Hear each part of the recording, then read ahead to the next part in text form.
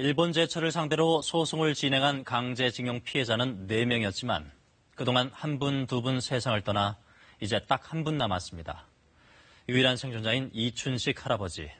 17의 징용을 갔던 청년은 올해 96세가 됐는데 지금 이 순간에도 시간은 속절없이 흘러가고 있습니다. 일본도 상처 없이 멀쩡할 수 없다. 고압적인 자세는 역효과만 낼 것이다.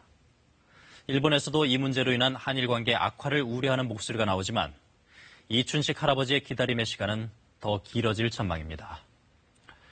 강제징용자에 대한 가해 기업인 일본 제철이 한국 내 자산 압류 명령에 즉시 항고장을 냈습니다. 대법원 패소 이후 일본 측에서 나온 첫 반응인데 자세한 소식 백인성 기자가 보도합니다.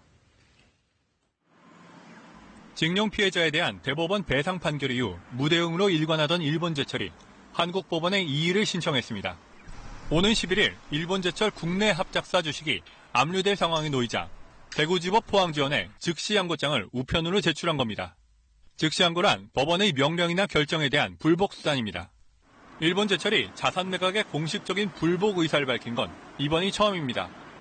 자산 매각은 재산을 마음대로 처분하지 못하도록 하는 압류와 재산을 돈으로 바꾸는 현금화 단계로 이뤄집니다. 일본 제철은 이 가운데 공시송달을 통해 압류 단계가 완료될 것으로 보이자 즉시 항고를 제기했습니다. 무대응 전략에서 실제 배상을 다투는 쪽으로 전환했다는 분석이 나옵니다. 절차적 참여나 방어권을 보장하는 이 절차에서 회사 입장에서는 어떤 적극적인 회사의 이익을 방어하는 그럴 필요가 있었다라고 보고요.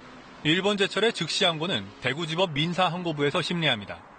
이번 즉시 항고는 절차적 위법이 있는지 여부가 쟁점이라 인용 가능성은 높지 않다는 관측입니다. 하지만 즉시 항고가 기각되더라도 일본 제철은 다시 대법원에 재항고를 낼 수 있습니다. 또한 압류 결정이 확정되더라도 이후 현금화 단계인 법원의 매각 명령 결정 과정에서도 일본 제철은 단계별로 이의를 제기할 것으로 보입니다.